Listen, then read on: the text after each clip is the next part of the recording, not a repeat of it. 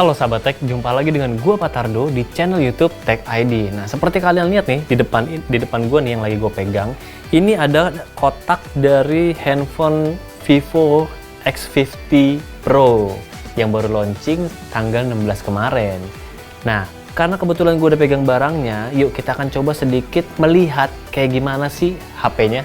Pastiin jangan skip video ini ya.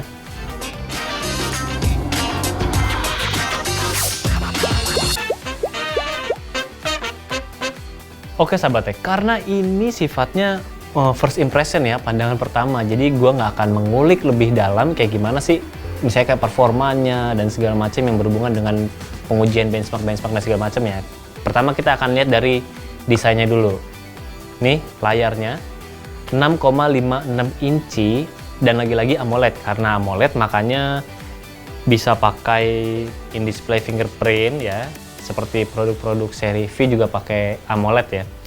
Dan di seri kali ini kalian pasti begitu melihat ini akan langsung wah ini bukan Vivo banget gitu. Oke, karena layar melengkungnya nih. Karena setahu gue di Indonesia itu Vivo belum punya, atau mungkin gue salah ya, tapi setahu gue itu belum punya layar yang melengkung kayak begini nih. Produk komersilnya ya, itu belum ada dan menurut gue kayaknya sih ini pertama kalinya.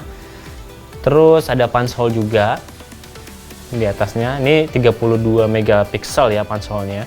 Kita ke bagian belakang. Di bagian belakang nih desainnya cukup oke sih ya menurut gua. Agak-agak matte gitu tapi bisa mantulin cahaya ya. Nah, salah satu yang diunggulkan Vivo di produk kali ini itu soal kameranya sahabat tech. Jadi ada 4 kamera belakang yang salah satunya adalah nih periskop. Kayak waktu gue pernah bahas ya waktu itu ya, kalau lensa periskop itu pasti bentuknya kotak, dan kalau dia udah kotak gini udah dipastikan periskop dia. Dan ini bisa zoom optical 5 kali dan 60 kali hyper zoom kalau nggak salah si Vivo nyebutnya ya. Nah sahabat tech, yang paling atas ini kamera ini nih ya, itu ukurannya menurut gue gede banget kameranya. Bukan cuma ukurannya aja sih, tapi memang kalau kata Vivo ukuran ini untuk mengakomodir salah satu fitur yang diunggulkan di X50 Pro ini, yaitu gimbal stabilization. Jadi kalau selama ini kita kenal di HP itu stabilisasinya biasanya ada OIS, ada EIS. Nah kalau OIS itu kan optical image stabilization ya, itu basicnya di hardware. Jadi lensanya yang lensanya yang bergerak begitu ya, itu OIS. Nah tapi kalau EIS itu namanya electronic image stabilization. Nah itu mengandalkan software.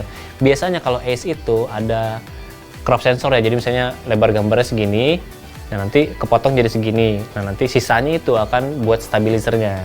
Itu kalau EIS. Nah ini baru lagi sahabat tech, gimbal stabilization. Jadi kalau misalnya gimbal itu buat stabilisasi kamera biar gambarnya tuh nggak goyang-goyang.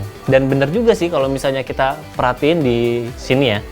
Jadi ketika kita goyangin gini, nih kayak gini, atau begini, nah ini kameranya dia akan tetap di tengah gitu sahabat tech. Sumpah ini keren banget sih. Tapi mesti kita uji lebih lanjut lagi ya, karena bukan cuma soal stabilisasi aja yang penting, tapi gimana reproduksi warnanya, exposure-nya, nanti kita akan lihat di reviewnya yang beneran gitu. Tadi kan gue udah bilang ini cuma first impression aja. Ini resolusinya 48 megapiksel sahabat tech. Normalnya ini pakai pixel binning juga ya, jadi ukuran normalnya itu dibagi 4 12 megapiksel. Tapi kayaknya sih ada opsi juga untuk mengaktifkan 48 megapikselnya ini ya. Ada di fitur more. Oh ya, ngomong-ngomong soal fitur kameranya, gue udah sempat ngeliat-liat sedikit ya. Dan fiturnya ini lumayan banyak sahabat tech.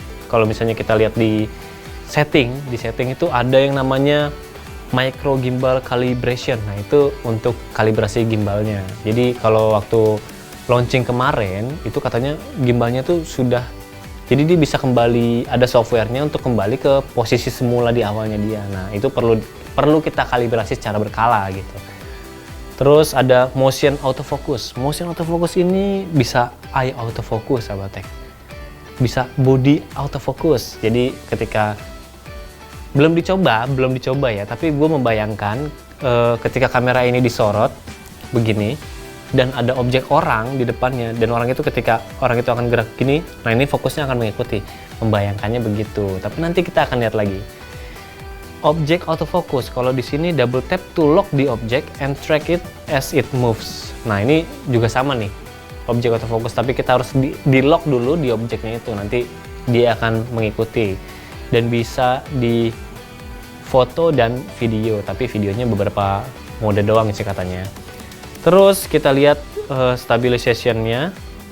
Oke, nah ada salah satu fitur yang cukup ditonjolkan kemarin, disebut oleh Pak Hadi Mandala, itu ya product manajernya. Itu namanya apa nih? Gimbal radar ya, kalau nggak salah ya. Jadi, nah nanti akan ada bulatan kecil di kameranya, di tampilan frame kameranya, dan itu memposisikan gimbalnya. Dan kalau ada titiknya nanti, kalau di titiknya itu pas di tengah, itu posisinya yang paling stabil, sahabat tech. Dan itu katanya yang ideal untuk ngambil video. Sebenarnya implementasi gimbal ini bisa banyak ya. Salah satunya tuh untuk foto malam. Jadi kalau misalnya foto malam kan kita butuh exposure yang lumayan panjang gitu ya. Dan beberapa vendor menyarankan untuk pakai tripod gitu untuk foto malam, supaya hasil menangkap cahayanya tuh nggak goyang gitu kan. Soalnya kalau foto malam, exposure yang panjang gitu, ketika goyang sedikit gini, set, nah itu hasil gambarnya tuh pasti akan ngeblur. Nah, kalau Vivo menjanjikan di produk ini, goyangan sedikit gini, itu nggak akan terlalu masalah, karena ada teknologi gimbalnya. Dan katanya sih, itu sudut pandangnya 300 derajat lebih baik daripada OIS biasa, sahabat tech. Kita lanjut lagi masih soal fitur ya. Ada banyak nih. Ada AR sticker di fitur kameranya, ada live photo. Beberapa produk Vivo semuanya kayaknya udah punya ya, live photo. Nah, yang cukup menarik dan kayaknya baru ya ini, itu Super Moon dan Starry Sky. Dan ada Pro Sports juga nih. Super Moon, coba kita lihat. Super Moon ini untuk ngambil gambar. Wah, ada tutorialnya juga sebelum kita ngambil gambar. Nanti kita akan coba. Itu Super Moon. Terus yang Starry Sky itu Starry Sky untuk motret bintang gitu. Jadi kayaknya yang kayak gini tuh lagi ngetren ya, karena beberapa vendor sebelum Vivo X50 ini meluncur, udah duluan ngenalin kayak Starry Night lah, terus Astro Fotografi kayak punya Google gitu. Nah ini kayaknya emang lagi tren ya, dan lagi-lagi ada tutorialnya. Oke, ada Pro Sport juga. Pro Sportnya bisa pakai gimbal juga.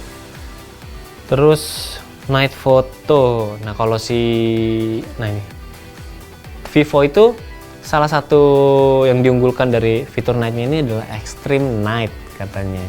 Jadi kita akan nanti di review lengkapnya kita akan lihat gimana sih performa dari kameranya ini, sahabat tech. Dan kalau ngomongin soal resolusi foto ya, resolusi video ya. Resolusi video tuh sudah bisa 4K dan 60 fps. Sudah bisa 4K dan 60 fps. Terus ada lagi selain fitur gimbal ya, ternyata ada fitur ACE-nya juga, sahabat tech. Di sini namanya Ultra Stable. Jadi kalau misalnya di kamera depan ini gambarnya tangan nih. Nah, ini Ultra Stable. Kita akan lihat nanti gimana hasilnya. Terus ada movie kamera. Movie kamera nih, jadi kalau kita pakai movie kamera, gue sempat nyobain sedikit ya kemarin. Movie kamera tuh kalau kita nge-shoot pakai fitur ini, pas kita tap di objek tertentu, nah dia akan otomatis nge-zoom, memperkecil di situ. Nanti kita akan lihat gimana performa langsungnya di reviewnya. Lagi-lagi di reviewnya ya, sabar. Terus ada seperti biasa ya, Vivo pasti punya fitur portrait, foto. Terus ada dokumen juga, ada slow motionnya. Kita lihat pengaturan slow motionnya dulu. Apakah ada pengaturan berapa FPS yang bisa kita pakai? Kayaknya nggak ada ya, sahabat tech. Nggak ada. Kemungkinan ini sudah fix ya FPS-nya, dan nggak tahu sih berapa FPS ini. Nanti kita akan coba. Oke, cukup dulu sekian soal kameranya ya. Kita lanjut mungkin ke hardware-nya. Jadi produk ini, Vivo X50 Pro ini pakai Snapdragon 765. Jadi secara hardware sebenarnya sudah bisa koneksi 5G gitu. Dan mungkin kalau 5G udah ada di Indonesia, kayaknya ini mendukung ya. Ini belum dipasang kartu ya, jadi belum kelihatan, belum bisa kelihatan mobile networknya mau ke mana gitu, belum bisa kelihatan. Ini sudah menjalankan Android 10 sahabat tech, dan antarmukanya udah Vantage OS 10.5. RAM-nya itu 8 GB. RAM-nya 8 GB, memori internalnya 256 GB. Oke, tadi gue udah bilang yang pakai Snapdragon 765. Kembali ke soal desain, ada satu hal yang cukup menarik perhatian gua, itu adalah tidak adanya jack 3,5 mm sahabat tech. Jadi murni mengandalkan ini port USB Type-C-nya. Dan untungnya di dalam kotak penjualannya ini, seingat gua Vivo sudah memberikan dongle-nya. Jadi kita nggak perlu beli dongle lagi. Oh iya sahabat tech, soal harganya ini Rp9.999.000. Jadi 10 juta kurang 1.000, dapat kembalian 1.000 ya. Dan kita nanti akan melihat di review yang akan datang ya. Nanti setelah ini akan gua review handphonenya. Apakah harga segitu worth gitu untuk ini X50 Pro ini, terutama dari gimbalnya, terus performanya, segala macamnya. Jadi pastiin kalian pantengin terus YouTube-nya Tech ID, dan jangan lupa nih, kalau misalnya kalian belum subscribe, pastikan di subscribe sahabat Tech dan nyalain lonceng. Jadi kalau misalnya review ini selesai dan udah di-upload, kalian bisa langsung tahu. Oke, sekian dulu dari gua Patardo. Sampai jumpa di review Vivo X50 Pro. Bye!